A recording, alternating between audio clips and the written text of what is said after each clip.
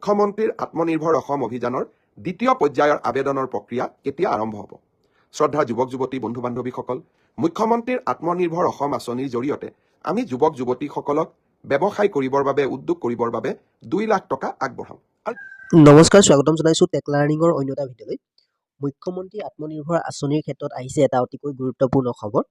মুখ্যমন্ত্ৰী ডাঙৰীয়াই 2025 চনৰ আৰম্ভণিতে এক বিশেষ ঘোষণা কৰিছে। তেওঁ ফেচবুক লাইভৰ জৰিয়তে মুখ্যমন্ত্ৰী আত্মনিৰ্ভৰ আঁচনিৰ আবেদন কেতিয়াৰ পৰা চলিব তাৰ বিষয়ে এক বিশেষ গুৰুত্বপূৰ্ণ মন্তব্য কৰিছে তেওঁ ফেচবুকৰ জৰিয়তে। তো আপোনালোকক সেই মন্তব্য শুনাম। আত্মনিৰ্ভৰ আঁচনিৰ 1 জানুৱাৰীৰ পৰা তেওঁ কোৱা মতে 1 জানুৱাৰীৰ পৰা তেওঁলোকে আবেদন প্ৰক্ৰিয়া আৰম্ভ কৰিব। তেওঁলোকৰ যি ৱেবছাইট আছে cmaa.assam.gov.in ৰ জৰিয়তে তেওঁলোকে আবেদন পুনৰ আৰম্ভ কৰিব গৈ আছে। তো অতিকৈ গুৰুত্বপূৰ্ণ খবৰ। তেওঁৰ যি ফেচবুকৰ জৰিয়তে লাইভ আহিছিল তো 26 তাৰিখে, তো তেখেতৰ যি মন্তব্য আপোনালোকে শুনিব পাৰে। তেওঁৰ মন্তব্যৰ দ্বাৰা কৈছে যে মুখ্যমন্ত্ৰী আত্মনিৰ্ভৰ আঁচনি পুনৰ আৰম্ভ হ'ব আবেদন প্ৰক্ৰিয়া 1 জানুৱাৰীৰ পৰা। 2025 চনক আদৰণি জনাম। নৱবৰ্ষই নতুন সংকল্প কঢ়িয়াই আনে। নৱবৰ্ষই নতুন আনন্দ, নতুন উৎসাহ কঢ়িয়াই আনে।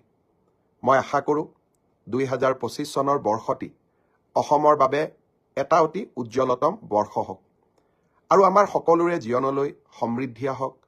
প্ৰতিজনৰ জীৱন নতুন উৎসাহেৰে ভৰি পৰক। যে মুখ্যমন্ত্ৰীৰ আত্মনিৰ্ভৰ অসম অভিযানৰ দ্বিতীয় পৰ্যায়ৰ আবেদনৰ প্ৰক্ৰিয়া কেতিয়া আৰম্ভ হ'ব?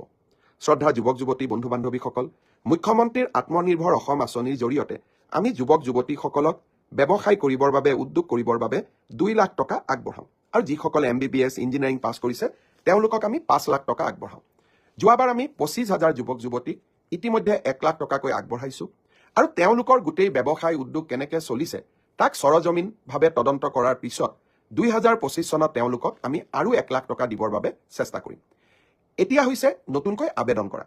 ইতিমধ্যে 1,54,000 যুৱক যুৱতীয়ে নতুনকৈ এই আত্মনিৰ্ভৰ অভিযানৰ বাবে আবেদন কৰিছে। এই বছৰ আমি 75,000 যুৱকক 1 লাখ টকা প্ৰথম কিস্তিত, দ্বিতীয় কিস্তিত 1 লাখ টকাকৈ আগবঢ়াম। ইতিমধ্যে যি 1,54,000 যুৱক যুৱতীয়ে পঞ্জীয়ন সমাপ্ত কৰিলে, এতিয়া তেওঁলোকৰ বাবে আবেদনৰ সময় আৰু তেওঁলোকে অহা 1 জানুৱাৰীৰ পৰা আবেদন কৰাৰ সুবিধা পাব। 1 তাৰিখে, অহা 1 জানুৱাৰী তাৰিখে আমি এই আবেদনৰ পৰ্টেলটো মুকলি কৰি দিম।